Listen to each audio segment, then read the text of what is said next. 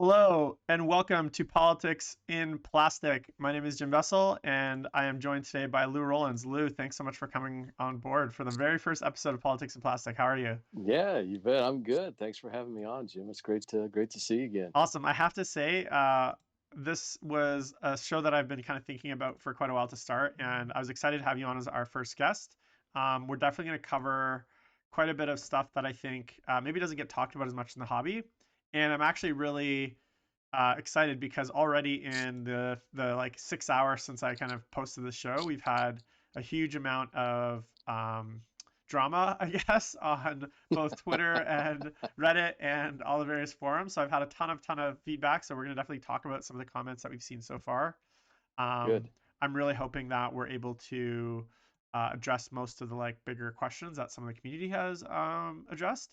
And Sure. obviously, I think that there's a lot to talk about here. It's a lot to unpack. So before we get into it, I just have a few announcements for those of you. First of all, welcome everyone that is joining the stream for the first time.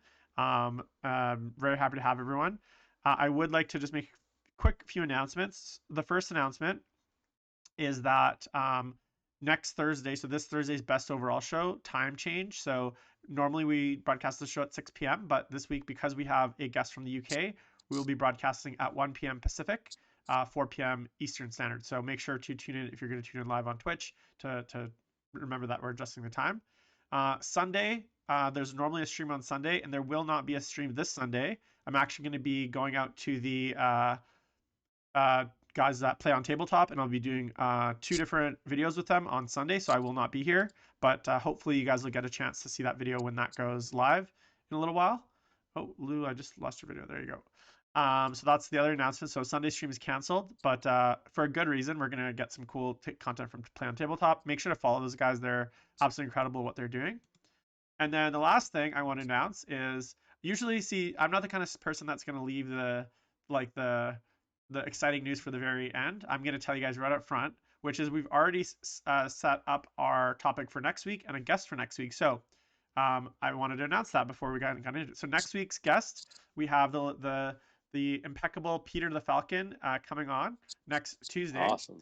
and we're going to be discussing whether comp scores, which is something that used to exist in old Warhammer Fantasy, and I think 40k at some point should make a return. So probably a lot of million hot takes on that. I think it's something that like probably people are already raising pitchforks that I'm even going to discuss it, but it's a topic that I definitely want to talk about. I don't actually have a opinion on it one way or another. I'm just really interested to kind of go through the history of comp scores, where they came from, why we stopped having them, and whether they should make a return. So if you're interested in that, make sure to uh, follow the channel and click the little bell icon so that you guys know when I'm going live.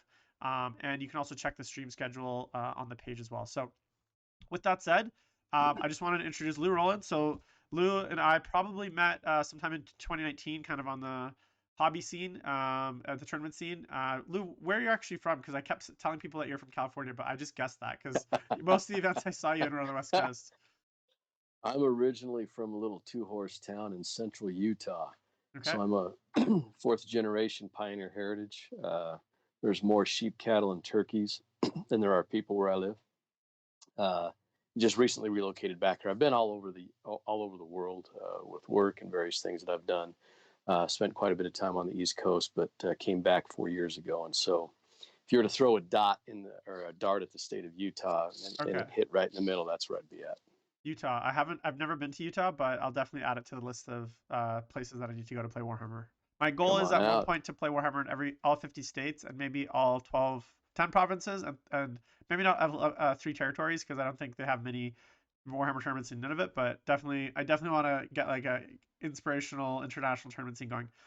So for those of you that don't know, Lou, one of the reasons that I brought Lou on is because he is a huge just like a consummate painter. His stuff is always gorgeous. Like I really kind of picked up on Lou and kind of was introduced to Lou through his painting because I would go to events and see his army, and he honestly had some of the nicest looking armies His Death Watch army is the army Thank that you. I'm most familiar with. Just unbelievable display boards, unbelievable armies, and we got to talking a lot, and I definitely saw a bit of a kindred spirit in you, Lou, as far as someone that like really cares about the hobby. But I'd see lots of tournaments too, so I knew you cared about the competitive scene as well, and kind of playing competitively. And honestly, you're a super nice guy, and I feel like we've always had a really good like a rapport, I guess. So the first person I thought of like, and I know that you're very passionate about the hobby, and I you're am. Yeah. and so I was like, well, who better to come on to talk about kind of commission painted armies winning tournaments, because I'm sure that's something that you've experienced as a player, Yeah. where maybe you've Sure. lost the best painted to a commission painted army. And I don't know, Lou, have you ever done commission painting yourself for anyone? I do that quite a bit. In fact, I'm booked out for about a year right now. So I do it part time. It's kind of a stress relief for me, and I do it in the evenings. And I appreciate your kind words, Jim. And I just gotta, shout back out at you that for those of you that don't know, Jim is really a game changer in the hobby because you did something that I think nobody thought was possible 2 years ago when you were slated to win the Double Crown in the ITC for Best General and So Hobby close. Track as well. And I was rooting for you. In fact, I remember walking into the bathroom at the BAO and Reese was in there, and I'm like, man, I really would love to see Jim win this thing. And he was like, yeah, it'd be pretty cool. And you came darn close. But Yeah. I think the thing that put to rest forever was for the last probably 20 years, there's always kind of been this thing in the hobby where you can either paint or you can play, but you can't do both. And you demonstrated, Jim, and I appreciate what you were able to bring to the hobby that way. You're able to show people you can do both. You can do both. And there's a lot of great people out there like Sean Naden and TJ Lanigan and others that are great painters and they're great players. And so people need to dismiss this out of their mind that you can't do both because you really can. And so thank you for bringing that to the forefront. Yeah, I think that thank you for that. I think the best overall show, which is another show that I do on Thursday with David Koska. That show spawned out of that whole kind of ethos, which is when I started playing Warhammer Fantasy, best overall was always that was the award that people aspired to. It was Right. never best general. Best general was Right. kind of like this, like, okay, like cool, you won best general, but like you didn't have the whole package, right? And so Yeah. for Yeah. me, best overall, the idea that you had a balanced approach, painting, comp, sports, and generalship, that was really the Right. like pinnacle. And so the whole kind of ethos of the best overall show is that we want to kind of create more Renaissance men, just like Sean Hayden, just like TJ, just like yourself, people that really uh, kind of celebrate all aspects of the hobby and then really push themselves in all aspects. It's not like you're not like a one track player, right? Now that's Right. not like this. Right. That's not anything to say that's wrong about that. Like I think there's pick what you like. I think this is a hobby that, and there's parts of it that some people like and some people don't. Like if you don't like painting, don't paint, right? We're not saying you have to be a Sure. painter. We're just saying that we think it's so great to see that people can do that. Um, so anyways, so I want to kind of get into the meat of this topic today, and there's just a few clarifications I want to make because just so you know, and just so the guests know, I posted this topic about like 10 hours ago this morning um, when I knew that we would be going live with it, and my Twitter blew up, Reddit blew up, my Facebook groups, like 3 Facebook groups, blew up. Lots of controversy, lots of heat. Sure. People accuse me of being a communist and a socialist and trying to spread political Wow. ideology. So, I mean, I can't wait to introduce you guys to my personal painter's manifesto and indoctrinate you all. But that's definitely not what the purpose of the show is. And although this show is called Politics and Plastic, it is about the politics that we deal with as miniature hobbyists and stuff, the things, the Right. controversies, the kinds of issues that we deal with in our hobby. It is not about real world politics. It is not about like things outside of the hobby. So everything that we cover will be within the 4 walls of the hobby. We're not going to be doing like you know real life politics stuff. That's something that I'll probably just save for my regular like hobby time stream. So if you guys are actually interested in that, you can check my personal like streams where I kind of just go off the my rocker. But for the most part, this is about addressing the big topics, things that really get people talking. And maybe sometimes there is no answer, right? Like I think one thing that I really want to be clear is this is really about an exploration of these topics. It's about trying to figure out the best way forward, trying to figure out what the remedy is to some of these issues. But that doesn't necessarily mean that we'll come to those issues, right? Doesn't mean that we'll have an answer. We could end all this an hour and a half, 2 hours, 5 hours of this debate and still not really have a clear answer as to what the right thing is to do, right? Like, so that's definitely part of the show, and I think that is something that I actually embrace. And right now I think I don't actually really know Lou's opinion because I haven't asked him, and he doesn't know mine because he hasn't asked me. And one thing that I want to be really clear is, as Lou mentioned, he is a commissioned painter, right? I also do commission painting. He's a competitor as a player. I'm also a competitor. We're both painters as well. So in some ways, we're kind of like involved in all aspects of this. We have a conflict of interest as commission painters because we want True. our clients to be able to win awards, right? That's We right. also have an Yeah. interest as painters to want to also win those awards, and we have interest as gamers to make sure that like these events are done really well. So I like that. I like that like we kind of feel like we're on all sides of this coin. It's not like you're anti this or anti that. It's like you can kind of we can both kind of look at it from both sides and really see Sure. what is the path forward. So with that said, let's talk about the topic. So the question is should commission armies be eligible for best painted awards? And the first thing I just want to do quickly, Lou, before I get you in here, is I just want to clarify a few things because there was a little bit of confusion about the topic. And the first thing I want to clarify is we're not talking about whether or not people should or shouldn't get points for paint in their overall score. So most tournaments have a best overall score, and that best overall score usually comprises of like a paint score, a sportsmanship score, and a generalship score these days generally. We're not saying, and sometimes they use a rubric, sometimes it's judge painted, whatever. We're not saying that those players should not get those points, right? So if you have a fully commission painted army and there's a out of 20 rubric and it scores 20, hey, fantastic, right?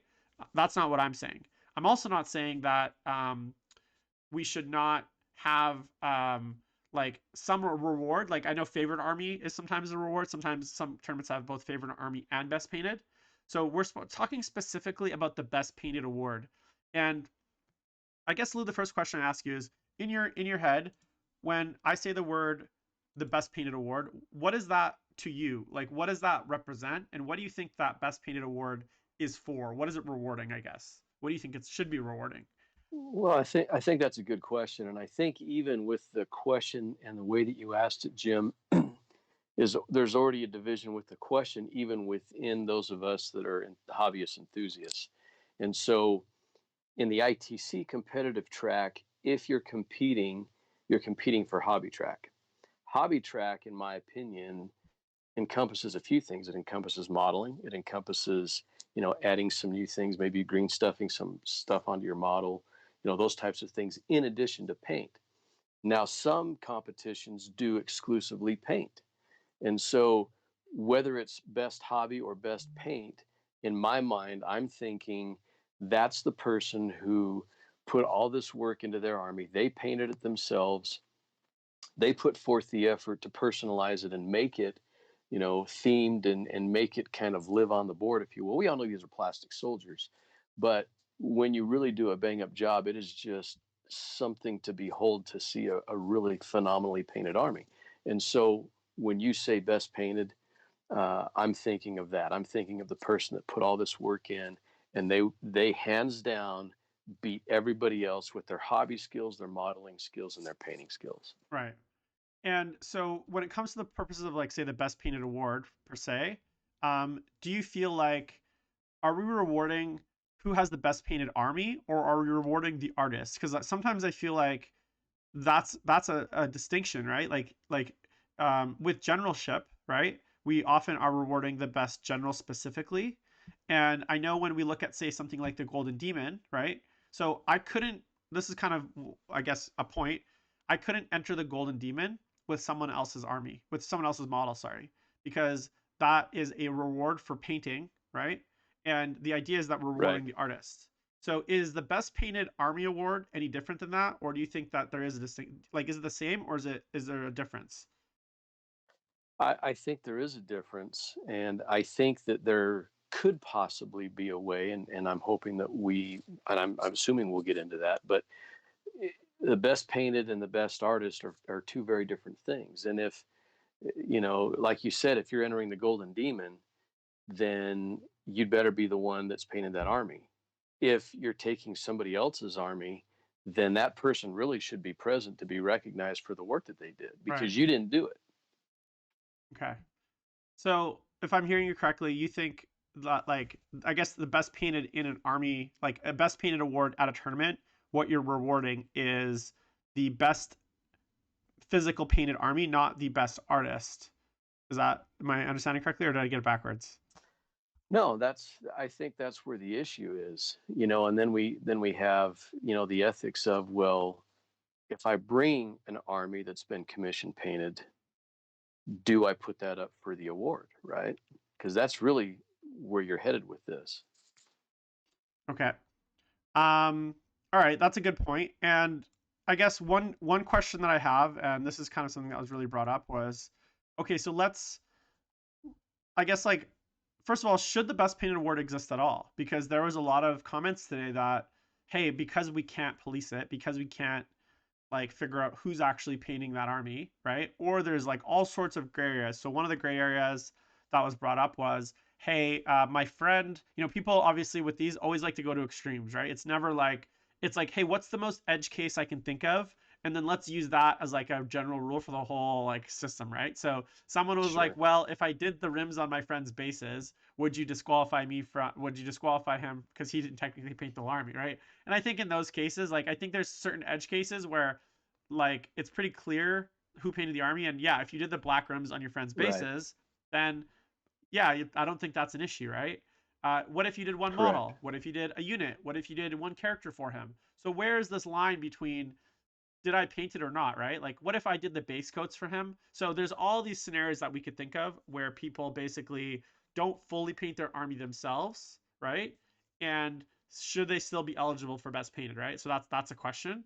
What do you Sure. think of that? Like, do you think there's like some ratio of the army we would say like, oh, like this person has painted this amount of the army, and so as long as you painted over say 80% or 90%, then you should still be eligible.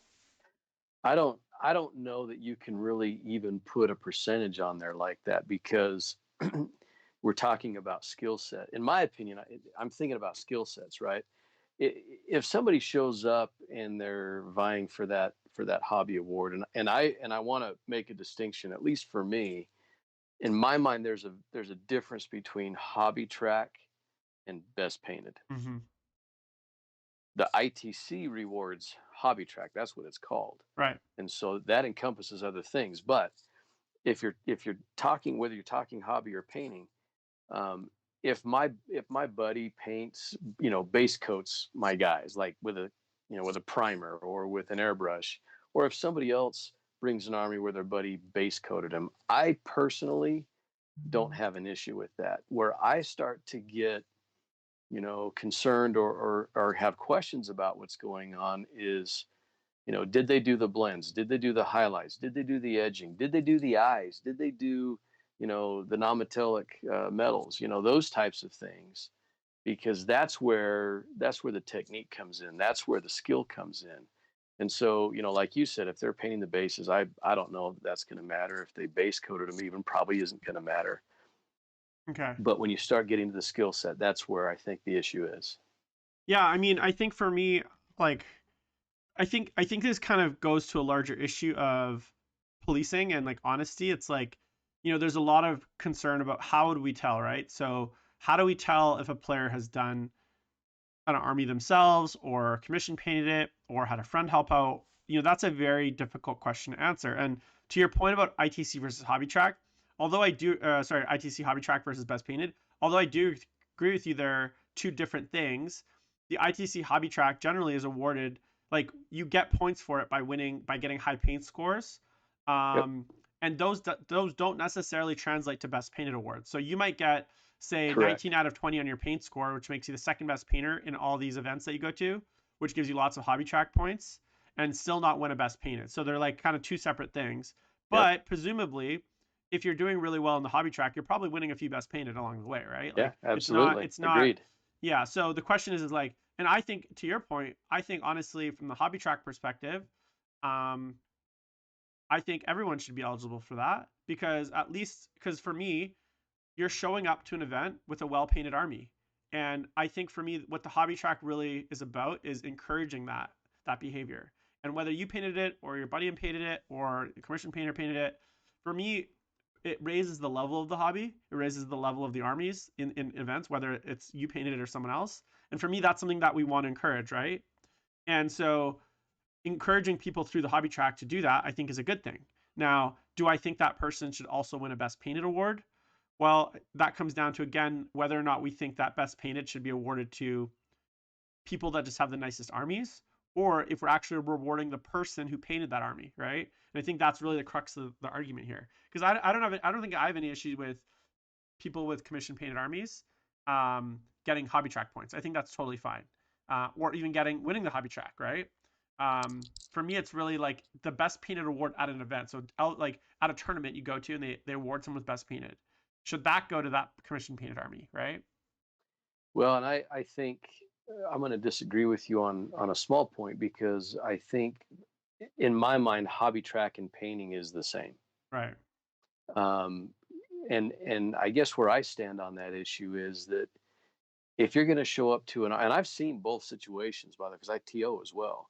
I've seen situations where I've seen beautifully painted armies, and I'm like, you should enter that in hobby track. And they're like, no, I didn't paint it. And I said, well, put down the artist's name then, so the artist gets recognized, so that we're being ethical in what we're doing here, and you're not getting credit for the army. I'm okay with that.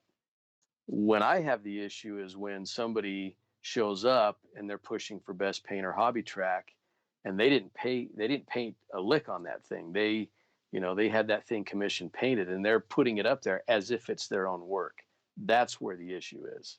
Right. So you think okay, so let's talk about that. Now, in almost everything else, like obviously generalship is really easy. We can't it's really easy to tell if someone didn't play their game, right? And Yeah. sportsmanship for the most part is really easy to police as well.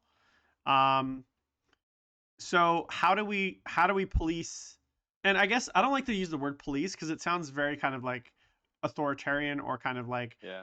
Yeah. punitive. I guess how do we just like make sure that the people that actually painted their armies are honest about it?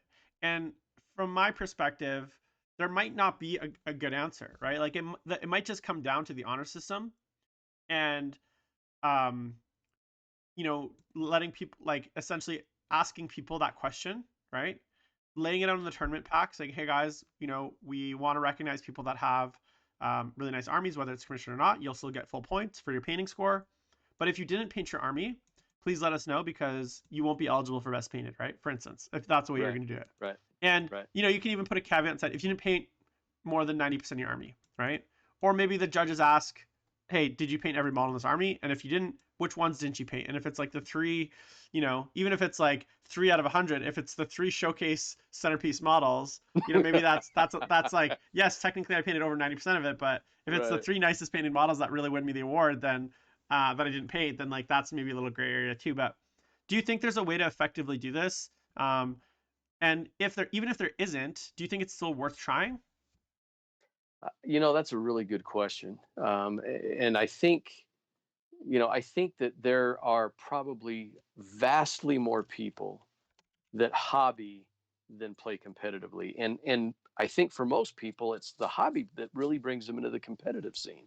And so if that's where they're going to get their start, I think it's really important that we try as much as we can to be ethical about how we're going about this. And I don't know if there really is a good way outside of just integrity, you know, to police that issue. And I don't know what other kind of word to use, because I don't like that word either. But Hmm. everybody knows what we're talking about when we say it, right? Right. But you and I both have been, busting our backside over the last few years to be competitive, not just as a general, but to bring a beautifully painted army. And my best moments are walking around in between matches and seeing a great army and talking to the artist about their army, and getting new ideas and getting inspiration from that, and thinking, oh man, that's so cool. But there's been several times where I've talked to somebody and they're like, oh well, I didn't paint this was commissioned. Okay, so they can't answer any of those questions for me. But then when it comes to the competition for hobby track or for paint, there's stuff's over there on the table, and And most people know they didn't paint it. So what if you win that? Mhm. Well, good for you. You didn't paint it. So what does that do for you? In my opinion, when people do that, and I think most people that are sensible would agree that that's probably unethical. Mhm. They just kind of look a little sad, right? Everybody looks at them like, oh, there's that one guy, you know. Yeah. So just a few points from chat that I just want to call out. So Hyperbunny Sure. actually asked, he says he didn't know how Hobby Track works.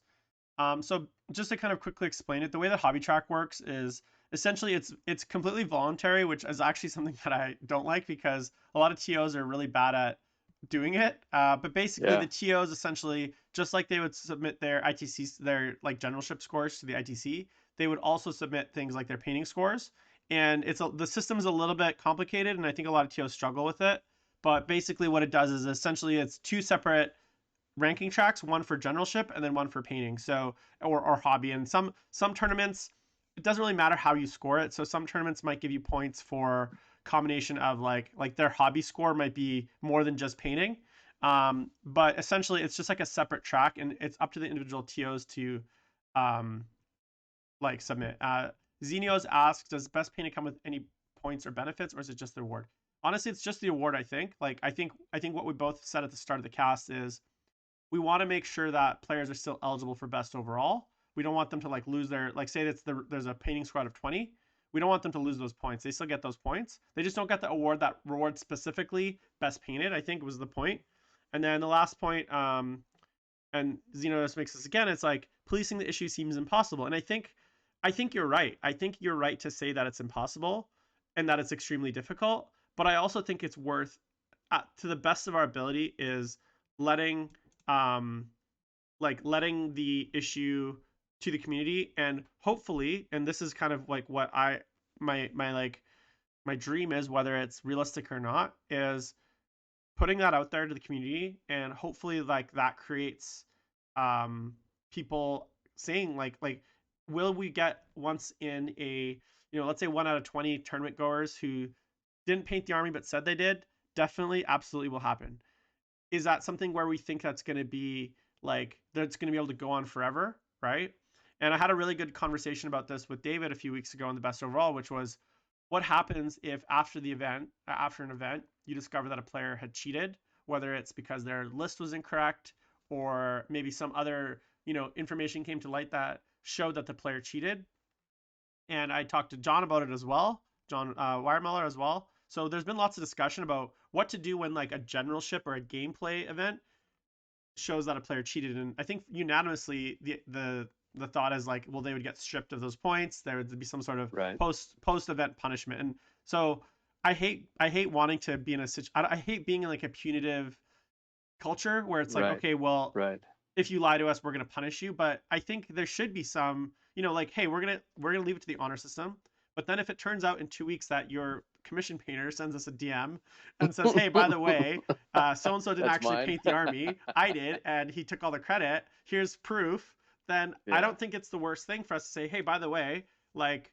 Maybe there's a penalty, maybe there's stripped of points, whatever. Now, obviously, we can't take back any prizes. We're not going to like go up to the person's house and take back the prize support they may have won or whatever, the trophy. But at least then moving forward, maybe they're ineligible for the rest of the season, etc. There can be a kind of a carrots and stick mentality to this approach where we're not obviously going to go and like do a CSI painting series where we look into every best painted winner to see if they actually painted it, get us to show them models and stuff. Like I think that's a little extreme, but I do Sure. think with just a very basic honor system and just with a little bit of awareness around what we're trying to achieve, I think you could probably get a fairly high level of compliance with very little dishonesty. I have I that agree. I have that faith in the community, and maybe that's misplaced, but I think most players don't want to lie about that kind of stuff. And I think for most players, it's pretty obvious when um like like maybe like they've never had a nice army ever,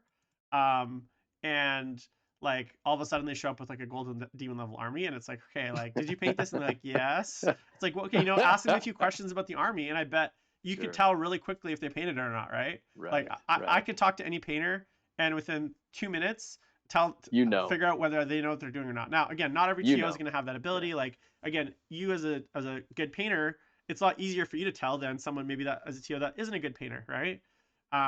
But at the end of the day, I still feel like it's worth it. It's worth trying to create that like on that system. And yeah, at the end of the day, this is just a fun hobby. So if they end up lying and if no one catches them, the worst it's they're not gonna like win an Olympic gold medal here. They're not winning the Stanley Cup. They're literally just winning like a few little bit of prizes. And if they really have that little integrity that they're willing to lie for it, then you know what, let them have it. Like Right. I'm I not gonna like go down that road. So I don't know what you think of I that. I agree with you there, and there's a couple of things that I was thinking about while you were sharing your thoughts there, and one is that they got to live with themselves, right? At the end of the day, they got to go home and sleep and look in the mirror and know that they really didn't earn that, right? But I think to the point that there has to be, I think, a push, and we're flirting with this line in competitive 40K right now. There's esports is a thing. People earn money now, playing games, video games, other things, and we're getting to the point now we've got a handful of people in the community who earn their living through 40K, and I don't think we're too far out now from maybe having a pro circuit. I mean, we're almost kind of there right now anyways. And so I think some of these decisions need to be made now so that moving forward we don't have questions like that. And you know within a few years, I got to share a little background with you on some of the things that people probably aren't aware that have happened. But Thomas Hagstrom-Oki, who's a good friend and a teammate of mine, but he's an LVO judge and he's a studio painter for them. And then Chris Morgan, who is also an LVO judge and writes articles for Frontline Gaming. A few years ago, those two kind of came together and they decided, we really need to see something on the hobby paint side of 40K in the competitive scene. And so they approached Frontline Gaming, they approached Reese and Frankie, and they were like, we really want to see this. And they pushed really hard for it. And so Hobby Track showed up on the scene. Right. Now, I haven't had a conversation with Reese and Frankie to ask them this question, so I don't know. This is my assumption. I want to be clear about that. But I think because the ITC started pushing the issue, and because those two were helping with play testing and stuff like that, Games Workshop, they're involved with Mike Brandt, discussions with him. I think that helped nudge the current ninth edition rule set where 10 points are now for having an army on the board. And at the end of the day, we all know that these are plastic soldiers. Right. But when you have an opponent that shows up, I think everybody will agree with that gray plastic, it detracts from the narrative on the board. And so, look at where we're at now. Hobby Track's only been a thing for what, 3 years, 4 years? And yet it's such an integral part of the rule set now. It's become that important. And so I think we're at a point now, Jim, where, the questions that you're asking and the discussion that we're having really needs to be addressed. Right. And okay, so kind of looking at it from a different angle. I think a lot about something like NASCAR or Formula One, right? So you have your drivers and then you have your cars. And they're Yep. kind of two separate things, right? Like the drivers win the races, but like they kind of win them with the cars, right? Like you don't Right. Right. when a driver wins a race, and for anyone that is actually into car racing, I know very little about car racing except that there's lots of advertisements on the car. But what I do know is that like you might have, say, the Ferrari team, and then they have like a famous driver, and the driver gets a lot of accolades, but also Ferrari gets a lot of accolades, right? So it's not just one. It's kind of this symbiotic relationship, right? It's like you have your cars and your drivers, and it takes both to win these awards. So what if the tournament circuit was very much like NASCAR, where I, as say, Duplicity Studios, sponsor my 3 pro players, my drivers, and I sponsor them with my painted army, which is essentially the car in this case, and they go and they win awards for me as the essential quote unquote car company, or in this case the painter, and they win all the competitive side, and then all the accolades for the painting side go to me. So it's like this very open, encouraged relationship between painters and players. And on top of that, you could still have the painter player combo, right? Maybe it's a little bit more rare. But what if that was like the system that we try to encourage and try to build this like kind of mentality where we actually encourage paint studios, because commission painting has blown up too, on top of just the not It just has. the pro circuit, but Yep. commission painting has blown up. Like just being very transparent, I like have always done a little bit of commission painting on the side, and I decided I would start doing a little bit more, and that was kind of where Duplicity Paint come from. And I thought like I'd maybe pick up like one small commission here. I didn't. I'm not a full-time commission painter. I got a full-time job. Like this not has nothing to do with painting. And literally within like 2 weeks of me saying, "Hey guys, I'm taking commissions," I'm also booked up for like 6 months. Like, and it was, Right. and like now I'm having to turn people away.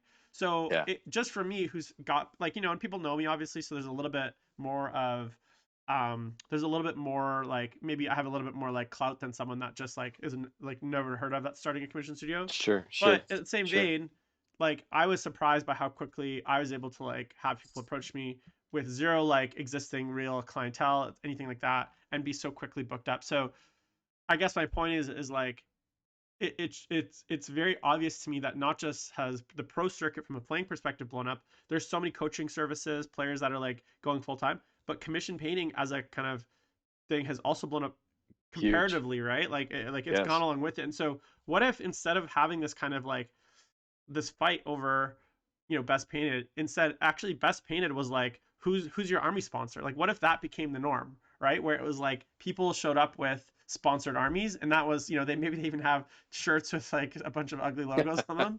But like what if that was like the new paradigm moving forward, especially as we go in the pro circuit, because as you know, in pro like esports, all the teams have sponsors. Their mouses are sponsored, their headphones are sponsored, their jerseys are sponsored, their PCs are Yep. sponsored, the Red Bull, the Cash App. Like these are, I see this stuff in all the esports and streamers and stuff like that. So what if instead of being this kind of divide between painters and players, we kind of totally just encouraged it and totally like took a full 180 and just really pushed this whole idea of like fully sponsored, fully like uh celebrated commissioned armies, as but then they get the credit, right? They get the credit, they get like the accolades. What do you think of that? Is that crazy? No, I think that's a great idea. In fact, I've been thinking about that for several months because this is not just a happen on the moment type of a question, right? This issue has been going on for quite some time, and so I think that that is a real possibility moving forward. I think that that's something that we probably, in all honesty, need to get ready for. Um, there's one thing about that that I think people should understand, and I think, and because of this point that I'm about to make, I think it's important to recognize what you were talking about. So, from an artist perspective, when somebody is really into, just the artistic side of whatever it is, whether it's music or visual art or models or illustration or whatever it is, there's a little bit of their soul they put into that work, right? And as an artist, you understand that. And so it's really, really important that artists be recognized. Mm-hmm. And I don't have an issue at all with what you were talking about. The important thing for me is that the person that's putting that army up, if they didn't paint it, they don't take credit for it. And if there's an artist out there that did paint it, he or she absolutely should get credit for Right. that. I think probably the only thing that I have, and this is just me personally, and I don't think it really is that big of a deal. I would simply think that if that person be getting credit for that army, maybe they play one game during the year, so they're a registered Mm-hmm. ITC player, Sure. right? And so we can say, hey, yeah, I know who that guy is. He's a phenomenal painter, and yeah, he played in an RTT. So yeah, absolutely give him the hobby track. Right. But that's just me. Yeah. But I don't think it has to be that way. I think the critical issue is that whoever did that paint job, professional or otherwise, they need to be recognized for their work. Yeah, I agree. Like the way I look at it is like it's and I'm gonna use lots of analogies because this is such a very weird topic that it's hard to pick one thing that I feel like perfectly encapsulates what we're talking about. But I also think about it when it Sure. comes to something like writing, right? So you look at like journalism. Plagiarism is like a mortal sin when it comes to journalism or writing, right? So if you plagiarize, Absolutely. if Yep. you steal someone else's work and claim credit as your own, it's basically a cardinal sin. You're Like done. you will get Yeah. ostracized, you'll lose your job, you'll be Yep. basically kicked out of that community.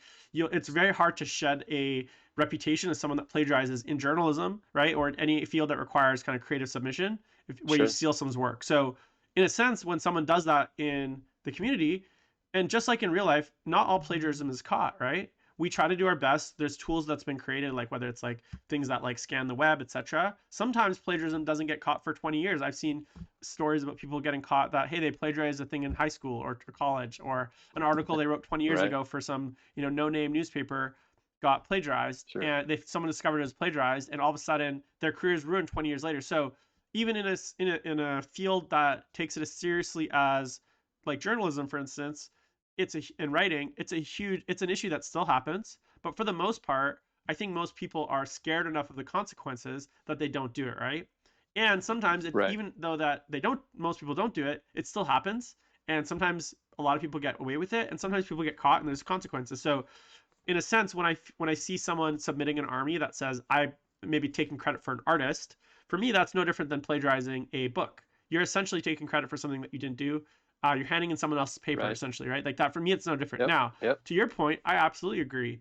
I actually don't think there's an issue with those kinds of submissions if the artist is giving credit, right? So like bring your pro painted army, give the artist credit, and be proud that like you have an artist that has produced something so cool for you. And I know there's a few people in chat that kind of advocate that approach where they actually really like the idea of giving their artist credit. They're really proud of the fact that they can give people credit because they think it's really cool that to say, hey, this is my, this was, Bob, the commission painter that painted this, or Lou, my commission painter painted this, and I'm really proud of what he did. So in a sense, I do agree with you. I think the most important factor out of all of this, not even the reward, not even the like who gets it, is are we giving credit to the people that actually did the work or are we not? And maybe in some Right. sense, like wouldn't it be cool if you actually had three of the best painted armies at an event and like 1, 2, and 3 went to Lou Rollins armies painted by Lou Rollins? Like how cool would that be? You'd be so stoked as a commission painter because maybe you painted three different armies for three different people. They all go to the same event and it goes 1, 2, 3, right? Like that would be amazing. You'd feel so good about yourself. You'd say, hey, look at my armies. Look how they did, right? Like so. I think in that sense there is this like, and this is I like it's the reason I'm having these conversations because I'm even changing my own mind because I think if you'd asked me before I'd have been like, no, don't allow this. But now I'm like, okay, no, I think we should totally allow it. Like, open the floodgates. So that's why I love this conversation because I think it's just so nuanced and there's so many different like ways to look at it. And I think there's lots of different, kind of ways that as a community we can try to figure out these kinds of issues, right? So Well, and there's a couple of things that I think we probably ought to mention here, and this just makes me think back to Stephen Box because Stephen Box talks about this. Love the guy, good friend, but he talks about mental health, and for me, being a former Marine and dealing with PTSD and some of those things, painting really became a way for me to cope. Right, that was my way that I was able to de-stress. When my wife and I get a little tense, sometimes she's like, "Oh, just go paint a few miniatures," and and let go of that. And so that's where I go to do this. And I know that there are people in the community that hobby almost exclusively as a coping mechanism. mhm. And so, if we can invite those people into the community and recognize them for the phenomenal work that they do, what a great thing. Because this hobby includes so much more than just rolling dice and moving miniatures around on a table. Mhm. I think you'd agree that much of what makes the hobby so great is going to events with your buddies, hanging out with other like-minded people, meeting new people, having conversations at lunch or in between games, and that's what makes it fun. And that has nothing to do with moving plastic guys around on the table. Yeah, and I mean, to be very transparent, like I had it, that was my day today. Like I had a very rough weekend and I decided to take a personal day. And the thing that I escaped to was my painting. That's the thing that kind of keeps me, Yeah, like I didn't want to talk to my friends. I didn't want to talk to my family. I just yeah, wanted to paint and yeah, bury my head in some yeah. models that I was painting and Right. kind of escape from it's my escape, right? It's my Yeah. therapy, right? For me personally. Especially this Right. last year, not being able to do the events, not be going through all the kind of stresses of COVID. People have been dealing with this pandemic for over almost a year and a half now, and it's like, I think it's been very cathartic for me being able to have that painting, and I'm hoping that a lot Sure. of the gamers that haven't been gaming are picked up the brush a little bit more over the last year Right. and a half Right. because they had nothing else to do. So, so I Sure. definitely see your point there. Do you think that like I guess from a there's a question in the chat about um, you know is this going too far as what we want from the TOs and what we want from the players. So sometimes I feel like we set a very low bar for our community as far as like the expectations or um actually a really good topic that I'm going to be talking about in another episode of Politics and Plastics. So a quick teaser is whether or not TOs and tournament organizers, volunteers should get paid and how much they should get paid. So what's appropriate for the time that they put into run events. And that's something that I'm going to spend a lot of time talking about. And why I bring it up now is because when I look at all of the work that essentially we're asking the TOs to do, it's really easy to say that if it's easy to say no, they shouldn't have to do it if we're kind of continuing to have them lose money on events. But like if we created a system where they were compensated, where TOs actually made money, there was like a monetary, and maybe they don't end up donating it or something like that. Like that's up to them. But if we made it so Sure. there's like running an event actually was like lucrative, and as part of that lucrative, like as part of that, like say that money or that profit that they're going to make, we as players then can expect more, right? So Sure. it's easy to look at a TO that's running an event that's losing money and give them a free pass and say, oh well, look at London GT, the terrain was garbage that one year, right? Everyone kind of like felt bad for them, and ultimately they got a pass and they kind of turned it around the next year. There's been lots of events where people show up and the train is awful, or the judging is awful, or any sort of thing, the food is awful, or any combination of things where people complain. But a lot of times they're like, well, the TOs didn't get paid, and so like give them a pass, right? Like they're doing it for fun, they're doing it as a volunteer thing. And now I don't want to open that can of worms because again, that's going to be a whole show. We're going to talk about that. But I guess my point is Sure. should we expect better from our TOs and the people that are in, like when an event is run, whether it's an RTT or whether it's a GT or a major or an LVO, should we have higher standards for how these events are run, or should there be like more of and that's essentially what we're asking, right? We're saying if we want this painting part to be more essentially policed, more tracked, more talked about, then there needs to be more effort put in by the TO. So that's what we're asking, right? So do you think that's a fair ask, or do you think that's something that like ultimately it's not really up to us? Let the TOs do whatever they want, and if they don't want to care about hobby track or painting scores and just let whatever happens, then that's up to them, and their event will suffer or benefit as a result. You know, I think that there's a few issues there. The first of which is that within the community, and I discovered this probably 25 years ago when I came to the realization that not everybody wants to hobby and paint models. Mm-hmm. Some guys just want to show up and move models around on the board. And it had never occurred to me that there are guys that just want a game. Oh, I got to have three colors. Cool. Where's three cans of spray paint? I'm done. Right. And, and I didn't, my brain just didn't work like that. And so in the community, and this goes for TOs as well, we've got those that are gamers and those that are hobbyists, and then most people kind of fall somewhere in between. And so, depending on the TO, if they're just wanting to throw, tables together to get guys to roll dice and move models around on the table, probably not going to invest into or even really thinking about paint and hobby. And so, I think that when you're doing garage hammer, obviously people know that the expectation is going to be a lot lower. But when you're going to a GT level event and above, or even maybe some of the RTTs that have high numbers, I think that there is a growing expectation already that TOs are going to be on point, not just with the venue and the awards, but also making sure that the terrain is legit, right, and that people are getting recognized for what they're doing with their hobby. Right. And So so, go ahead. no, I was just going to say, so I think that expectation is already coming.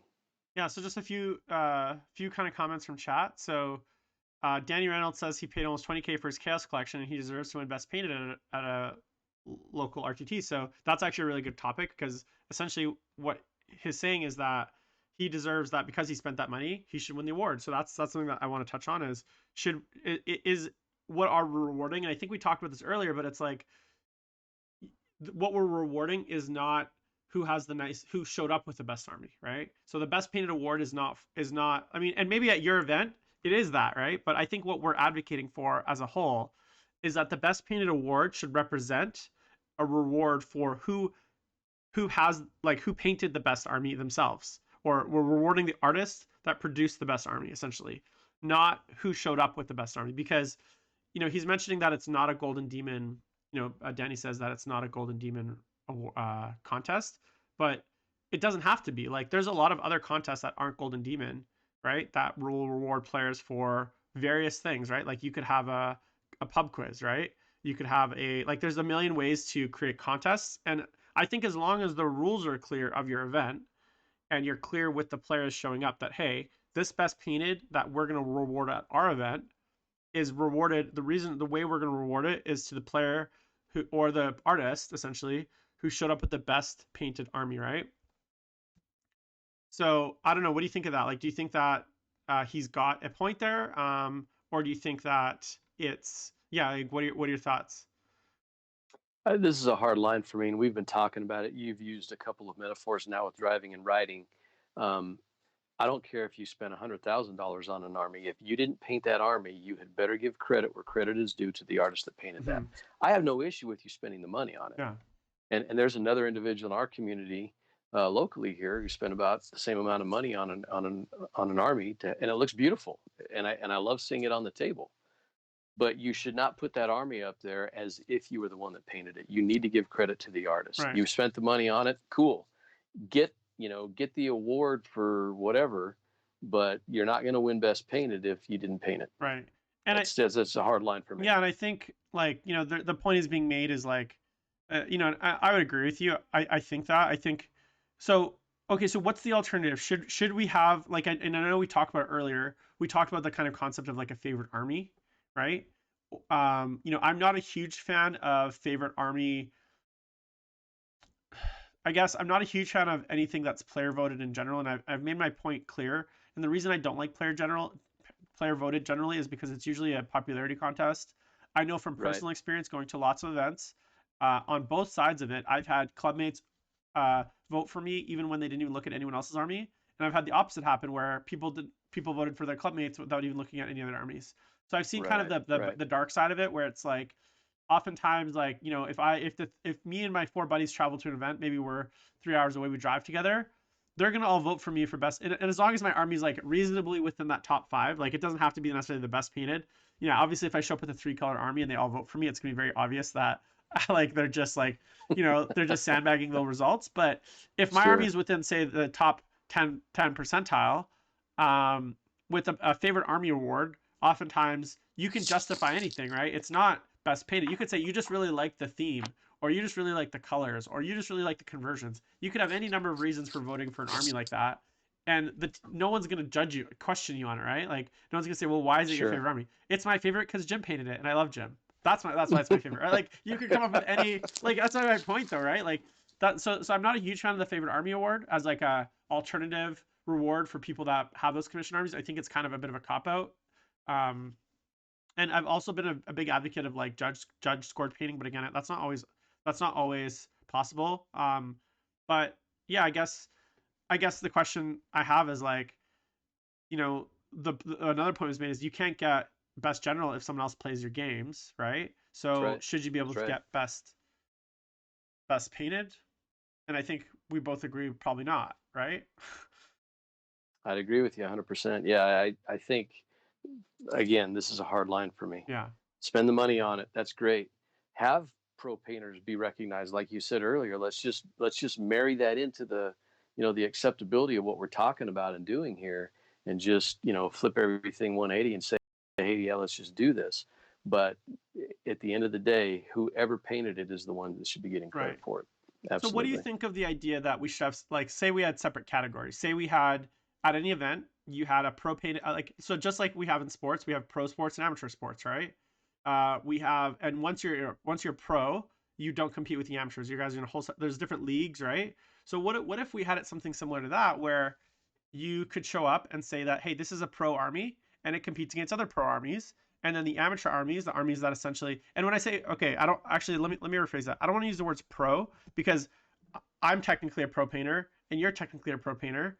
So, but I'm a pro painter that painted, like, I'm an army, I painted my own army. So I guess the categories would be more along the lines of like commission painted versus uncommissioned painted, like painted by the player. That would be Sure. the more category. Because I don't want to use the word pro, because then does that mean that I compete with my own army for me against other commission armies? Or do I like, so do you see where I'm going with this? So I think it's Absolutely. important Yeah. to not have, just because like you're also a very good painter or someone that does commissions doesn't necessarily mean your army is commission painted, right? You could have just painted it Right. yourself.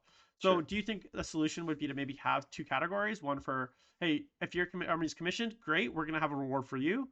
And if you're uncommissioned, if you paint it yourself, great, we're gonna have a reward for you. Do you think that's a solution, or do you think that's too clunky and just complicates things? I think it probably right now is probably too clunky and a little overcomplicated, but I do think maybe in the next 8 to 10 years, as we see gaming continue to evolve and we see more of a pro circuit happening, that may be something that we see in the future. But I don't think right now. I think again, as long as the person that's painting the army or doing the hobbying on the army gets recognized, I'm good with that. Right. And so I think we both agree to that. I think when I look at why we're having this conversation, for me it's about the whole reason that we have best painted in my eyes is to recognize the painter, right? Sure. Otherwise, let's just get rid of it, right? Like if Yeah. it's not there to recognize the painter, then let's get rid of it. And actually, um, um, I actually would rather get rid of best painted completely. Well, actually, that's a lie. I don't want to get rid of best painted. Maybe as an maybe as a like sorry, I would keep painting scores for sure. Um, maybe there is like a separate, like, okay, so look at a lot of tournaments now have painting contests attached to the tournament. So for instance, like the Capital City Bloodbath, they have a painting competition attached to the tournament. So you go to the tournament, you play in the tournament, and then if you'd like, you can submit your army specifically for, or models in your army specifically for these like painting contests they have. They have like best single model, best unit, best whatever. What if instead of having best painted as part of this event, it was a separate, whole separate thing where it was like, here's your tournament is just for generalship and maybe sportsmanship, and if you painted your own army, you can separately, in the separate painting contest for our people that painted armies, can submit your army, and that way maybe it separates them. Do you think that's a solution, or do you think, again, I'm overcomplicating here? I guess what I'm trying to do is I'm trying to find a solution that makes everyone happy, and maybe there isn't a solution, but I'm just trying to kind of figure out, kind of talk through the various scenarios here. I think that might be a solution. I think that whatever we choose to do here or push for, it's got to be, I think, something that's simple. I think anytime that we try and make it almost too complicated, we're going to have problems with TOs. I mean, even right now, there's plenty of events where TOs don't even submit a hobby score because they don't want to mess with it. And I've been told that some people think it's too difficult. I don't think it's that challenging, quite honestly. But I'm a proponent of what we're trying to do here and promoting the hobby side of Right. things. But I think that we're moving in a good direction. But this conversation, in some ways, is like trying to take a U-turn with a battleship. It's not gonna be a hard left.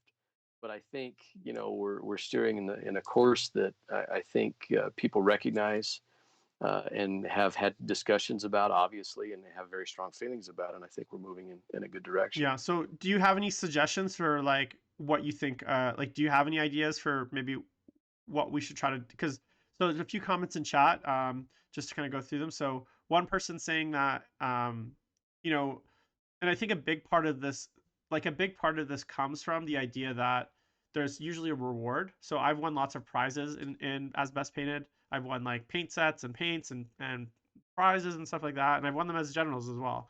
So there's a monetary incentive to, um like a prize perspective, a prize incentive to win more than just your generalship, but you want to win as many rewards as possible because you get stuff, free stuff, right?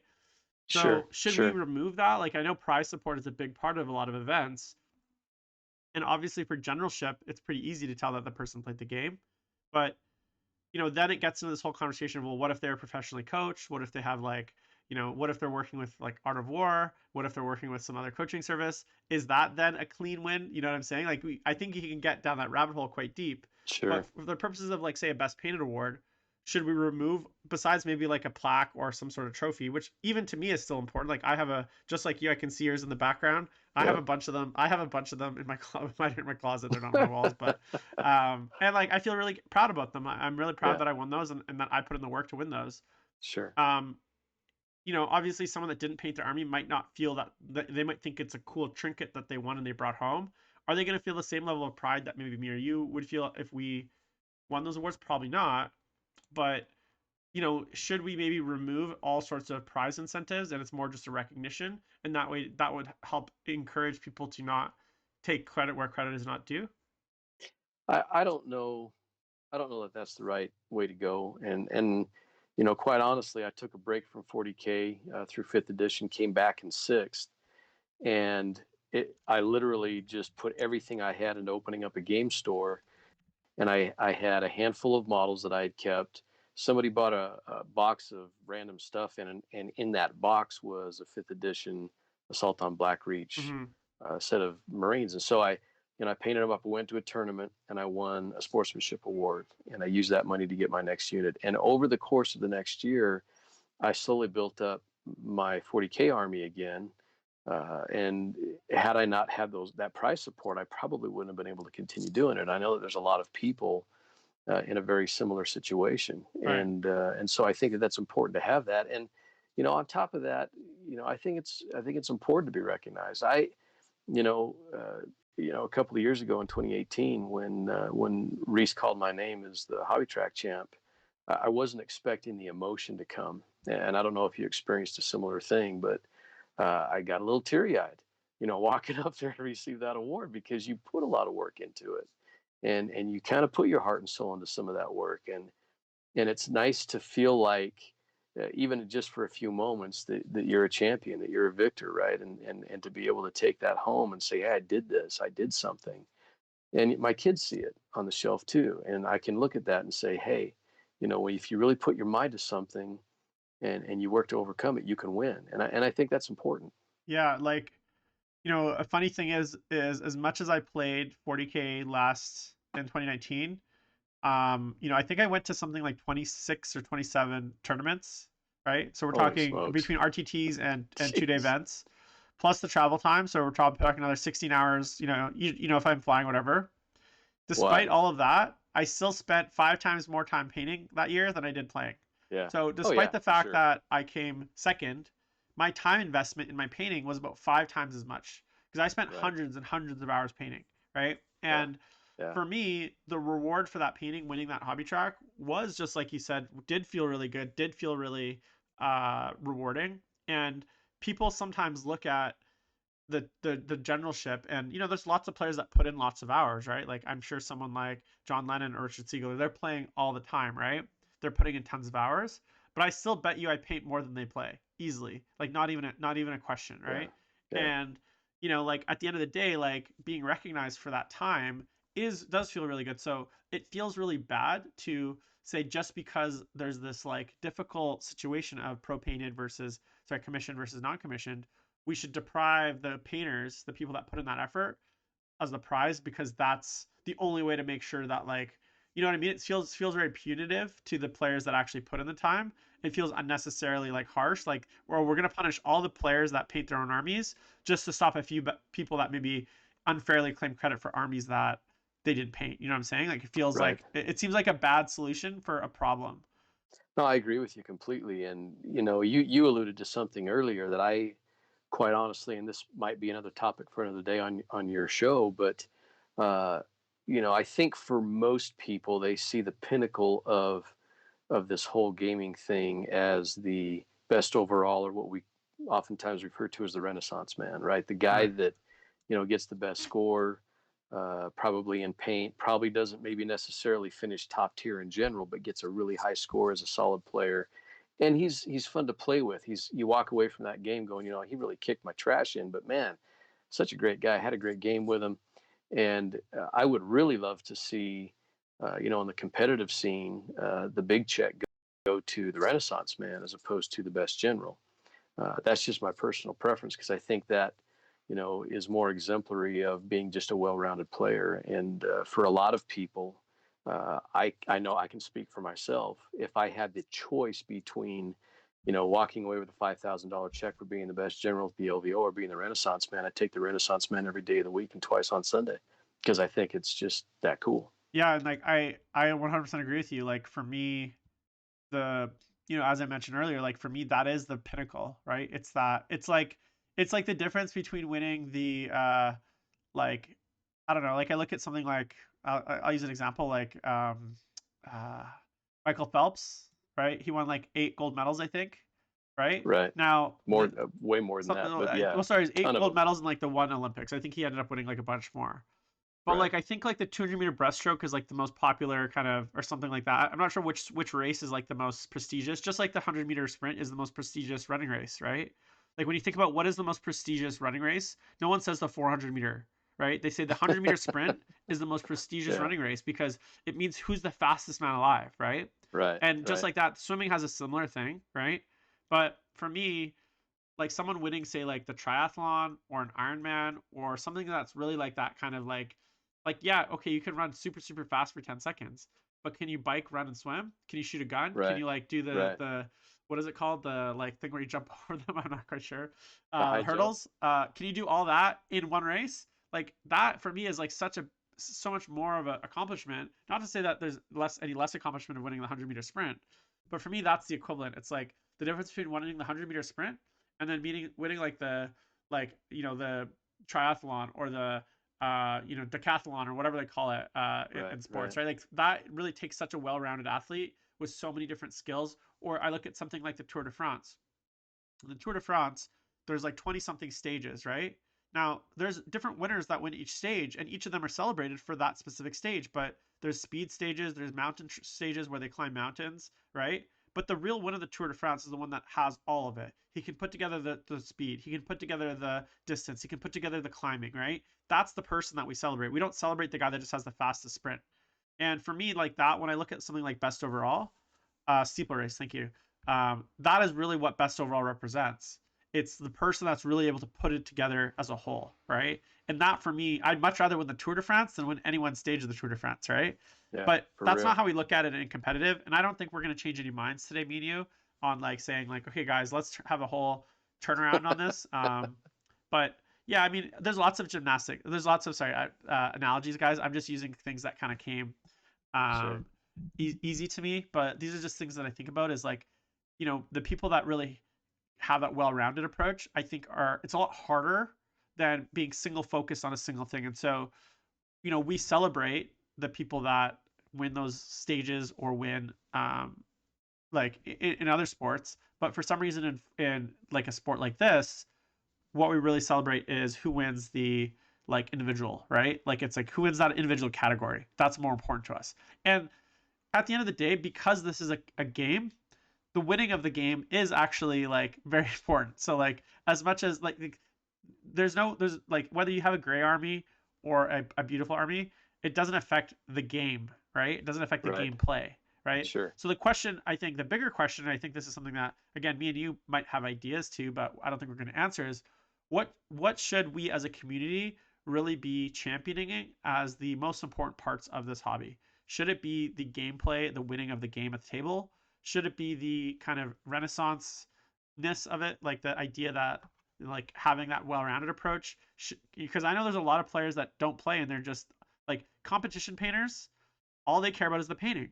Yeah. Some Yeah. people, all they care about is sports. They have maybe ugly armies. They lose all their games, but they have the most fun, right? Are they the real winners, right? Like, so there's this thing where it's like every player might value different aspects of the hobby, Sure. right? And the question is what is there there's maybe no right answer, but is there some like I guess ideal that we want to strive for as a community of what we think should um, be the pinnacle? And I think as you mentioned, 10 years ago when I started in the hobby, best overall was that pinnacle.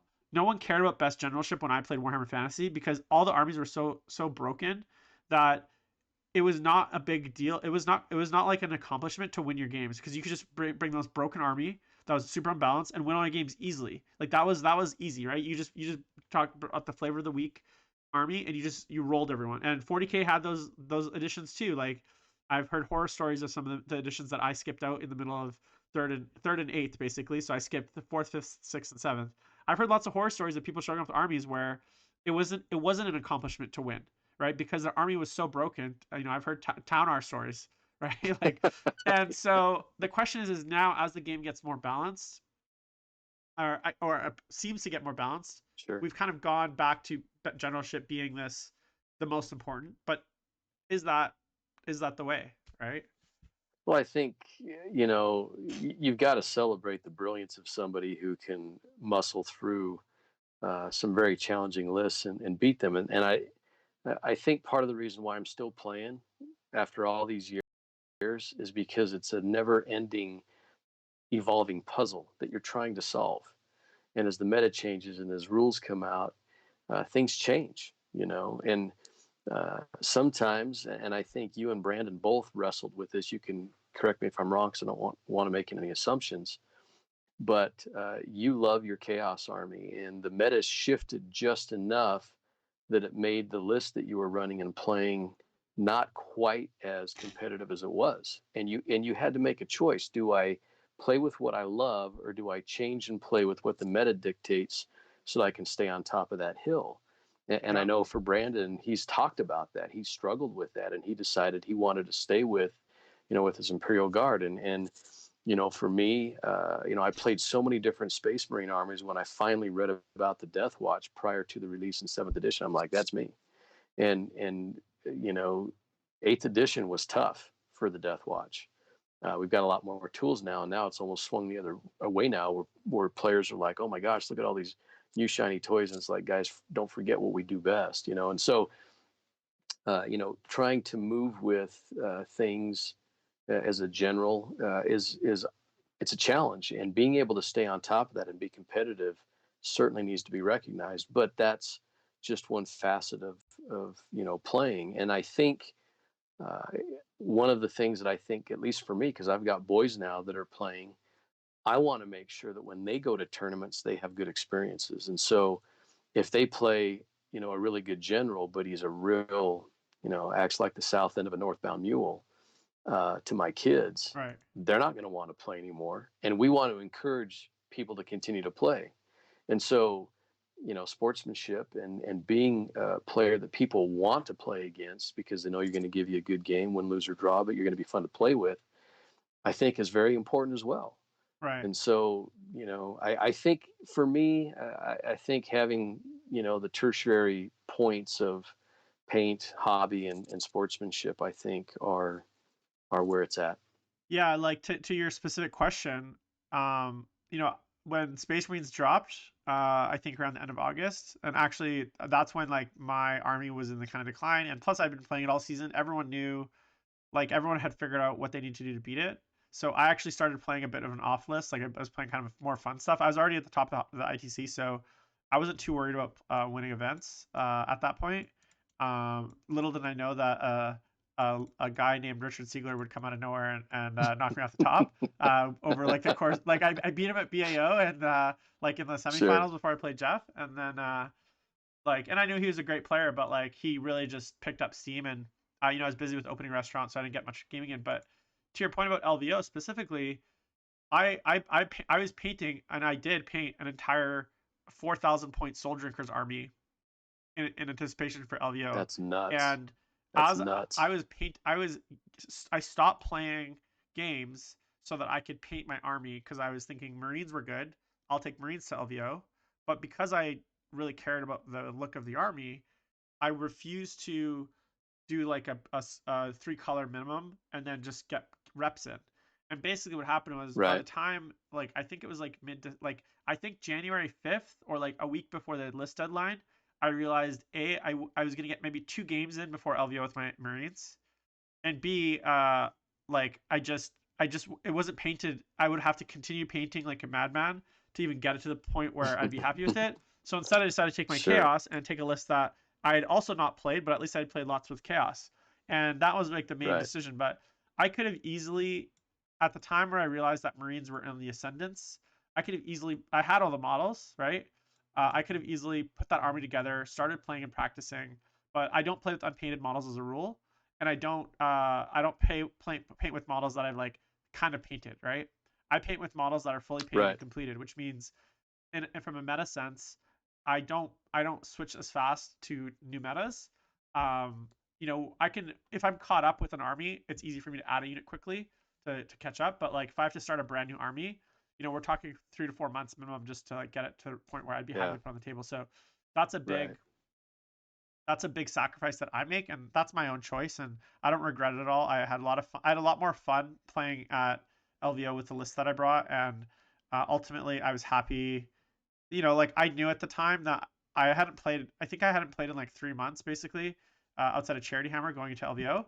I just wasn't in fighting shape, right? Like I had been busy opening a Sure. restaurant, and again, I mean, I can tell you guys my excuses on a different podcast, but I guess my point was, I made a conscious choice not to kind of, I guess, sacrifice my ideals as a hobbyist just for the competitive meta, because I always want to be proud of the army I put on the table. I always want to make sure that I Right. feel good about it and I don't feel like I took shortcuts. And that's kind of a hard thing, right? That's something that I have to kind of cope with, but it's okay. I choose that and I chose that and I paid the price and I don't regret it one bit, right? And now my Soul Drinkers army, I finally finished it at the kind of start of COVID, and I still haven't played a game. I've played 3 games with it total ever, and one was on the Play on Tabletop stream, the last stream they did for 8th edition, and like 2 games in January of 2020.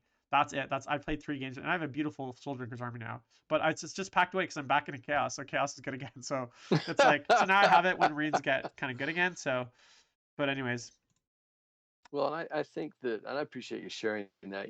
I think where we connected, if I remember right, we were at that pre-BAO tournament, and there was like 14 of us in there, and so it was very intimate. We had a chance to really talk, and you mentioned to me specifically, you said, I'm a hobbyist first and a gamer second, and right then I knew, hey, here's a kindred spirit who really appreciates, putting well painted models on the table, and when you said I don't play with unpainted models, I was like, hallelujah.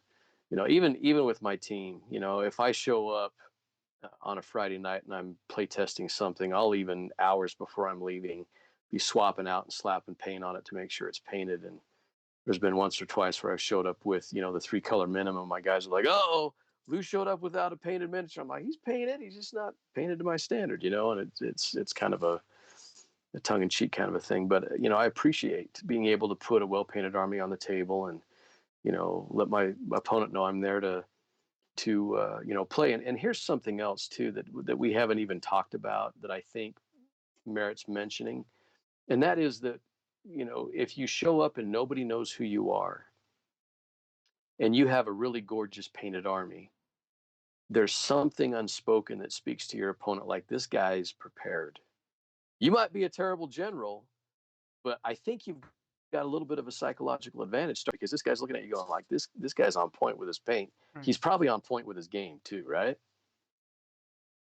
right, yeah, like to your point about like that event that we showed up with, like when I was out of the hobby for probably around 8 years between, so I quit in 3rd edition 40k and I came back at the start of 8th edition. So I quit right and so 6th edition fantasy, 3rd edition 40k, so that would have probably been around 2005 maybe, Mm-hmm. Sure. 2006, and then I came back for 8th edition 40k. So in that gap I didn't play, Wow. right? But I still painted, and I painted for fun. Yeah.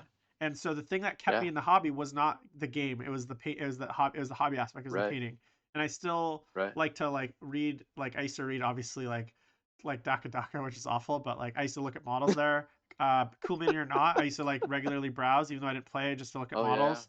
Yeah. So the thing that really Yeah. kept me in the game was the hobby aspect. And before I even started playing again, I painted for a good 2 years before I played my first game because I didn't know if I actually wanted to play it, but I just enjoyed the painting aspect. And I did some commission painting. I did some of Sure. my own stuff. Like I picked up the cool models here and there and just painted kind of random stuff.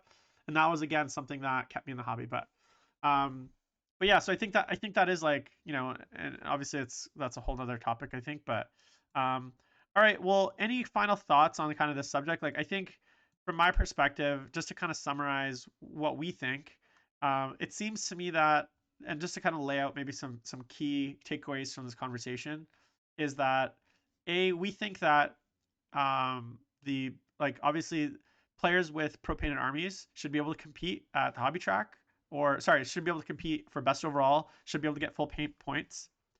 But we think that also there should be some mechanism where artists get credit for the work that they do, whether that's through the best painted award specifically, whether that's some new award, or whether that's like something that we haven't even thought of that someone else much smarter than us will come up with.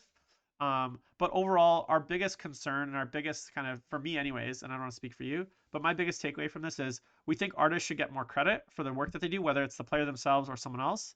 And we also think that they should get rewarded and recognized for that work. Now, that might not always be in the way that like some players might not necessarily agree with that. They might think that they're just as deserving for the best painted award if they paid for the army, pay to play essentially.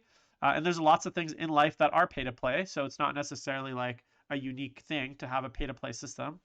But ultimately, what our main interest is having artists, whether they're painters or players or both, getting credit for the work that they do and celebrating those hobbyists, whether it's through an award or some other mechanism. Is that do you have anything to add to that, or am I off there, or what do you think? No, I think you hit it right in the bullseye. I think you articulated that well, and I think it's important that people are even just aware that you can come and compete and not even be a good general and still walk away, being recognized for your ability to hobby and paint, because many more people do that than the other. And I think that this is an important topic, and I'm really, really grateful that you chose to address it. I think you've got some a brave streak running there, and I want to see you keep doing it. And these are topics that need to be discussed, and people have been dancing around these issues for a long time.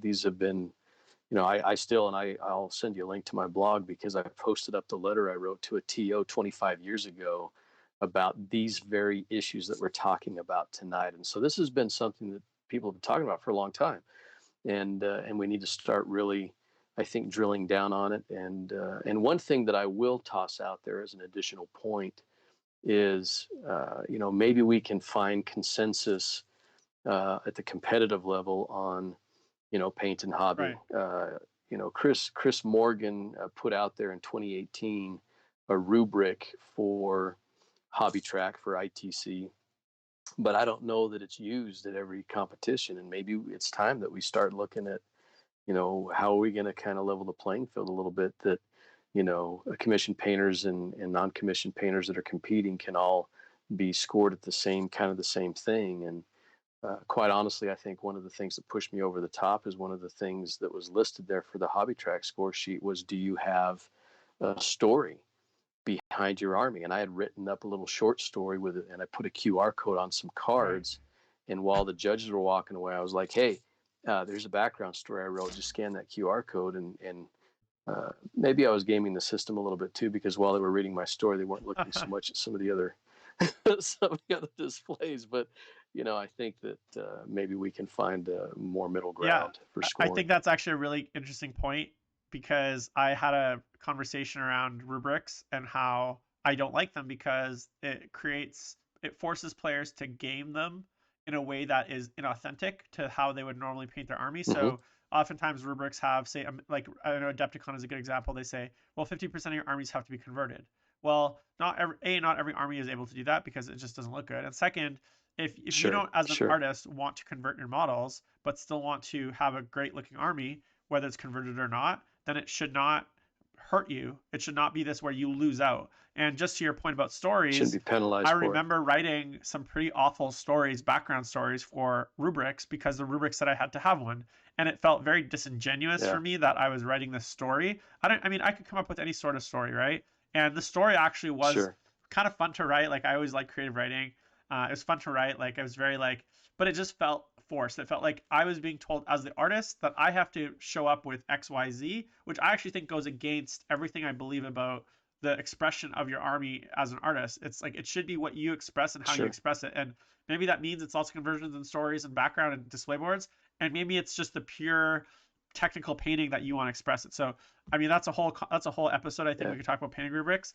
I was just gonna say, yeah, you just found another episode for And then yourself. the last kind of topic, I guess, kind of quick conversation, and we'll wrap up here pretty quick. But do you think that, like, and I had this conversation with John about judging, but do you think organizations like the ITC, like the WTC, like Games Workshop, and I use the ITC loosely because although there isn't an official organizing body, there is a judges group, right? There is some judges and Sure. some people in the ITC that have more ability to move, like, the people that write the formulas for how things are judged, the people that set up the hobby track. So Right. although there aren't necessarily like this like ITC president, there's definitely are people in the ITC kind of group that have a There's lot more influencers. power. So do you think these kinds of people the WTC is a great example. I remember years where people showed up to the ETC with like cans of tuna for armies, or like My Little Pony Mhm. armies because or like Tom Layton, I'm calling you out here, a bunch of orc like guns that were made out of like dollar store crystals. So people were showing up with all sorts of like very like things that were totally not in the spirit. They're just like, okay, well, I don't want to pay for those models or at least put in a lot of effort, so I'm gonna kind of throw something together. But do you think like Games Workshop and the ITC and WTC, these bigger kind of, I don't want to say like governing bodies, should actually spend more time putting out definitive, I guess, guidelines for this stuff? Or do you think ultimately we should just really leave it to the TOs and each TO can kind of do what they want, and when they want? That's a tough question, because as soon as you start including or being inclusive of some things, you automatically start excluding other things. And one thing that comes to mind right away, and I'm sure you've probably seen it, but a gentleman a few years ago put an orc stampa on the internet that he made with a Mr. Potato Right, Head, and it was legit. Like, it was just amazing. And, is it an official GW model? No. Would I allow it as a TO? Absolutely, because you knew exactly what it was and it looks so freaking cool, And so, there's issues like that where they might be swinging, on that gray area of do we allow, do we not allow, and where there's effort put into it, I think it should be fine. But if you're missing models and you just don't want to pay for it, and you don't want to put the time and effort into it, and you're going to pick it up at the dollar store just so you can compete, I think that you're crossing a few boundaries there, and ethics is one of them, because you know darn well and good that you're bringing something that other people didn't have to, that other people had to put effort into that you didn't have to, and is that okay? And I don't think it right. is. Okay, great. Yeah, I think to your point, and it reminds me of something that like Reese kind of said, and it's a very famous case of the states, which is like when they're talking about pornography, where it's like I can't define porn, but I'll know it when I see it, right? Like it's like Yeah. you might not be able to define exactly what that line Right. is, but you'll know it when you see it. You'll know it when Right. someone's put in the effort, and when they Right. have it, it's usually pretty obvious. So I think in that sense, maybe there isn't some sort of hard line we can draw, but for the most part, you'll know it when you see it, right? Great. Yeah. Yeah, So for Lou, sure. is there any shout outs, like anywhere people can find you online, or anywhere people can follow your misadventures that you want to shout out? I'm pretty quiet. I'm a pretty private Okay. person. I get the sense that you are too. So when I'm hobbying and painting, I'm hobbying and painting, and I've had some people push to, maybe start a podcast. I think if I were to do something, it might be something. In fact, I might reach out to you. Might be considering doing something where, I'm interviewing top level painters and getting a technique or two that we can put out there, maybe promoting what they're doing. But people can find me at Lou Rollins on Instagram. I put stuff out there periodically. Um, they can, if they're really wanting to find me, they can, Right. and have promote the hobby and the game, and really appreciate you having me on tonight, Jim. That you're a scholar and a gentleman. It's a privilege to be associated with people like yourself. Yeah, yeah. Thanks for coming on. I thought it was a pretty good discussion, and I'm kind of glad in some sense that we didn't come to a consensus because I didn't think we would. And I think there's still lots of conversation to be had around the subject, and hopefully, like that lets people on both sides kind of think about the topic a lot more, and maybe change a little bit of perspective, or at least seeing it from the other side. And I just wanted to thank everyone in chat, everyone that gave a follow. Just a kind of reminder, next Tuesday we'll be doing another episode, and I'm gonna have Peter the Falcon on, and we're going to be discussing whether competitive comp score should be coming back to the game. So that's obviously going to be a hot button topic as well, and that'll be at I believe 7 p.m. Pacific Standard. So it'll be an hour later than today's show. So make sure to tune in, follow, give us a follow, and yeah, thanks everyone for tuning in, and hopefully we'll see you guys later. So have a great weekend. Bye bye. Thanks, Jim. We'll see you.